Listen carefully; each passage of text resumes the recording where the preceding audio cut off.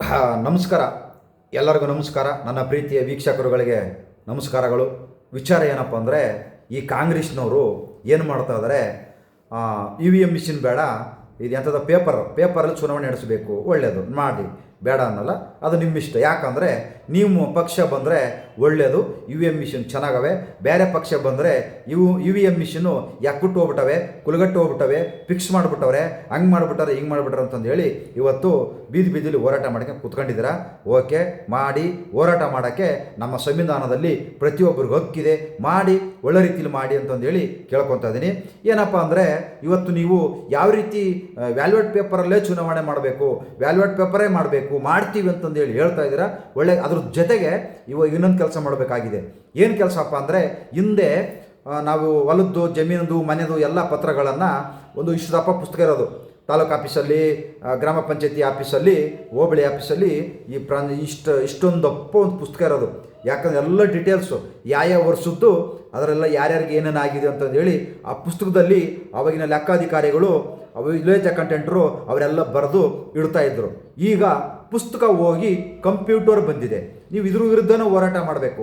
ಯಾಕಪ್ಪ ಅಂದರೆ, ಇವತ್ತು 1-2 ಎಕರೆ ನನ್ನ ಹೆಸರಲ್ಲಿ ಒಂದು ಜಮೀನು ಇರುತ್ತೆ, 1-2 ಎಕರೆ ನನ್ನ ಹೆಸರಲ್ಲಿ ಜಮೀನು ಇರುತ್ತೆ.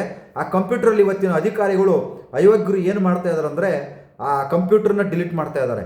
ನನ್ನ ಹೆಸರೇ ಇರೋರಲ್ಲಿ, ನಾನೇನಾದ್ರು ಚೆಕ್ ಮಾಡ್ಸೋಕ್ಕೆ ಖಾತೆ ಕಂದಾಯ ಕಟ್ಟಕ್ಕೆ ಹೋದರೆ ಅಲ್ಲಿ ಆ ಜಮೀನು ನನ್ನ ಹೆಸರೇ ಇರೋಲ್ಲ, ಅದು ಆ ಪಾಣಿ ತಗೊಂಡು ಹೋದ್ರೆ ಅಲ್ಲಿ ಇರೋದೇ ಇಲ್ಲ, ಫುಲ್ ಡಿಲೀಟ್ ಆಗಿಬಿಡುತ್ತೆ. ಅದೇ ರೀತಿಯೇ ಈ ಕಂಪ್ಯೂಟ್ರ್ ಕೂಡ ಕ್ಯಾನ್ಸಲ್ ಮಾಡಿ ಪುಸ್ತಕದಲ್ಲಿ ಮೊದಲು ಯಾವ ರೀತಿ ಪುಸ್ತಕ ಇತ್ತೋ ಅದೇ ರೀತಿ ಕೂಡ ಪುಸ್ತಕದಲ್ಲೇ ಬರಿಬೇಕು. ಪುಸ್ತಕ ಇರಬೇಕು, ಅದು ಅಲ್ಲೇ ಇಟ್ಟಿರಬೇಕು. ಆ ಡೇಟಲ್ಲಿ ಬರತಕ್ಕಂಥ ಏನು ನಾವು ತೆರಿಗೆ ಕಟ್ಟಿರ್ತೀವಿ, ಆ ಹೊಲದ್ದು ಖಾತೆ ಕಂದಾಯ ಕಟ್ಟಿರ್ತೀವಿ, ಅದೆಲ್ಲ ಇರುತ್ತೆ.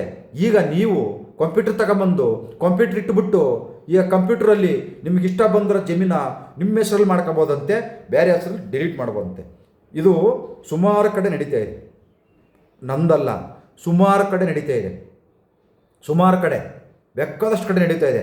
ನನ್ನ ಪಕ್ಕದಲ್ಲಿ, ನನ್ನ ಜಮೀನು ಪಕ್ಕದಲ್ಲಿ ಏನಾದ್ರು ಸರ್ಕಾರಿ ಗೋಮಾಳ ಇದ್ದರೆ, ಸರ್ಕಾರಿ ಜಮೀನು, ಸರ್ಕಾರಿ ಗೋಮಾಳ ಏನಾರು ಇದ್ದರೆ ಏನು ಮಾಡ್ತಾರಂದರೆ, ಆ ನನ್ನ ಜಮೀನಿಗೆ ಎಲ್ಲರೂ ಕಣ್ಣಾಕ್ಬಿಡ್ತಾರೆ. MLA ಕಡೆಯವರು ಅವ್ರ ಚೇಲಗಳು, MP ಅವರು ಅವ್ರ ಕಡೆಯವರು ಚೇಲಗಳು, ಇನ್ನು ಇಲ್ಲಿ ಅವನ ಸರ್ಕಾರ ಅಧಿಕಾರಿಗಳು, ಈ ರೀತಿ ಎಲ್ಲರೂ ಕಣ್ಣು ಹಾಕ್ಬಿಡ್ತಾರೆ. ಹೆಂಗಾರ ಮಾಡಿದ್ದು ಹೊಡ್ಕೋಬೇಕಲ್ವಾ? ಇದು ನೋಡ್ಕೊಂಡ್ರೆ ಅದನ್ನು ತಗೋಬೋದಲ್ವಾ? ನಂದು 2 ಎಕರೆ ಹೊಡ್ಕೊಂಡ್ರೆ ಪಕ್ಕದಲ್ಲಿ 4 ಎಕರೆ ಗೋಮಾಳ ಇರುತ್ತೆ ಸರ್ಕಾರದ್ದು, ಅದನ್ನು ಹೊಡ್ಕೋಬೋದಲ್ವಾ? ಅದನ್ನು ನೀರು ಕೊಡ್ಬೋದಲ್ವಾ?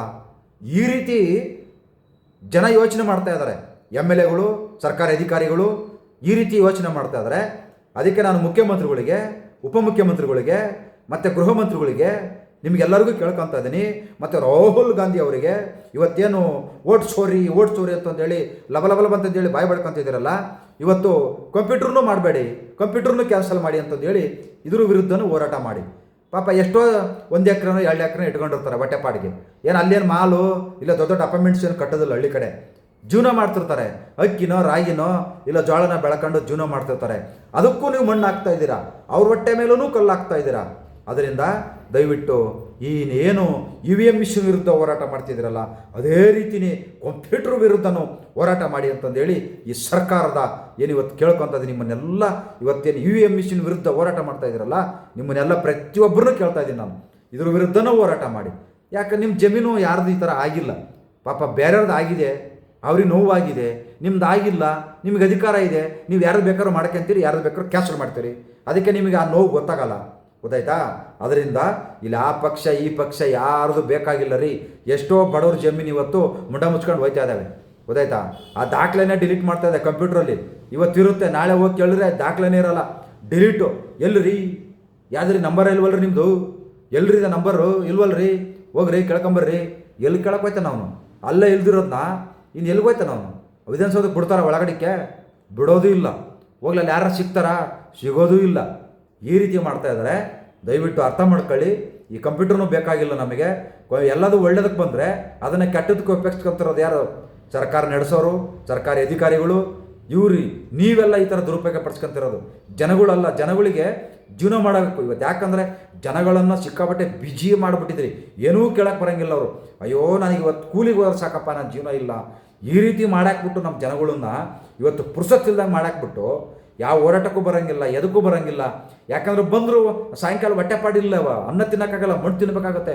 ಅದರಿಂದ ಇಷ್ಟು ಜನಗಳಿಗೆ ಕಷ್ಟ ಕೊಟ್ಟು ರಾಜಕೀಯ ಮಾಡ್ತಾ ಇದ್ದಾರೆ. ಏನಕ್ಕೆ ಮಾಡಬೇಕು? ಇಂಥ ತಿರುಕೆ ರಾಜಕೀಯ ಯಾಕೆ ಮಾಡಬೇಕು ಅಂತ. ಸಂವಿಧಾನದಲ್ಲಿ ಈ ಥರ ಇದೆಯಾ? ಜನಗಳಿಗೆ ಮೋಸ ಮಾಡ್ಕೊಂಡು ಬದುಕ್ರಿ, ಮೋಸ ಮಾಡ್ಕೊಂಡು ರಾಜಕೀಯ ಮಾಡಿ, ಮೋಸ ಮಾಡ್ಕೊಂಡು ಸರ್ಕಾರ ನಡೆಸಿ, ಈ ರೀತಿ ಹೇಳಿದಾರೆ ಸರ್ಕಾರಿ ಅಧಿಕಾರಿಗಳಿಗೆ ಎಲ್ಲ. ದಯವಿಟ್ಟು ಇದ್ರ ವಿರುದ್ಧನೂ ಹೋರಾಟ ಮಾಡಿ ಅಂತಂದೇಳಿ ನಮ್ಮ ಏನು ನೊಂದಿರೋರು ಎಷ್ಟೋ ಜನ ಇದ್ದಾರೆ, ನಿಮ್ಮ ಜಮೀನು ಕಳ್ಕೊಂಡೋರೋರು ಇದ್ದಾರೆ. ಸುಮಾರು ಕಡೆ ಈ ಥರ ಆಗಿದ್ದಾವೆ. ಇಲ್ಲ ಬೆಂಗಳೂರು ಸುತ್ತಮುತ್ತ ಮತ್ತು ಶಿರದ ಹತ್ರ ಪಾಪ ಮೊನ್ನೆ ಒಬ್ರು ಯಾರೋ 2 ಎಕರೆ ಅಂತೆ, ಅಲ್ಲಿ ಹೋಗಿ ಅವನು 120 ಸತಿ ಅಲ್ದಾಡೋನೆ ಡಿ ಸಿ ಹತ್ರ. ನಾಳೆ ಬಾ, ನಾಡಿದ್ದು ಬಾ, ಇಲ್ಲ ಮೀಟಿಂಗಲ್ಲವ್ರೆ, ಅಲ್ಲವ್ರೆ ಇಲ್ಲವ್ರೆ ಅಂತಂದು ಹೇಳಿ ಓಡಾಡಿಸಿ ಅವನು ಒಂದು ಹತ್ರ ಬಂದರೆ ಹೊಲ JCB ತಗೊಂಡು ಕೆರೀತವ್ರಂತೆ. ಅವನ ಹೆಸರಲ್ಲೇ ಇಲ್ಲವಂತೆ, ಎಲ್ಲ ಡಿಲೀಟ್ ಮಾಡಿ ಬಿಸಾಕವ್ರಂತೆ.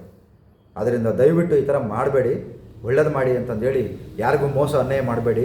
ನೀವೇನೇ ಡಿಲೀಟ್ ಮಾಡಿದ್ರೂ ನಾಳೆ ನೀವು ಒಂದು ದಿವಸ ಡಿಲೀಟ್ ಆಗಿಬಿಡ್ತೀರಾ. ಯಾರು ಈ ಭೂಮಿ ಮೇಲೆ ಯಾರೂ ಶಾಶ್ವತವಲ್ಲ. ಈ ಭೂಮಿ ಶಾಶ್ವತ, ಇಲ್ಲಿರ್ತಕ್ಕಂಥ ಪರಿಸರ ಶಾಶ್ವತ, ಗೊತ್ತಾಯ್ತಾ? ಅಷ್ಟೇ, ನಾವು ಯಾರು ಶಾಶ್ವತವಾಗಿ ಇರಲ್ಲ. ನಿಮ್ಮಿಂದೆ ನೀವು ಕಳ್ಳ ಮೋಸದಿಂದ ಮಾಡಿರ್ತಕ್ಕಂಥ ದುಡ್ಡು, ಹಣ, ಸಂಪಾದನೆ ಯಾವುದೂ ನಿಮ್ಮಿಂದೆ ಬರಲ್ಲ. ನಮಸ್ಕಾರ, ಒಳ್ಳೇದಾಗಲಿ, ಒಳ್ಳೇದು ಮಾಡಿ, ಒಳ್ಳೇದು ಬಯಸಿ ಅಂತಂದೇಳಿ ಪ್ರತಿಯೊಬ್ಬರಿಗೂ ಕೇಳ್ಕೊತಾ ಇದ್ದೀನಿ. ಜೈ ಹಿಂದ್, ಜೈ ಕರ್ನಾಟಕ ಮಾತೆ.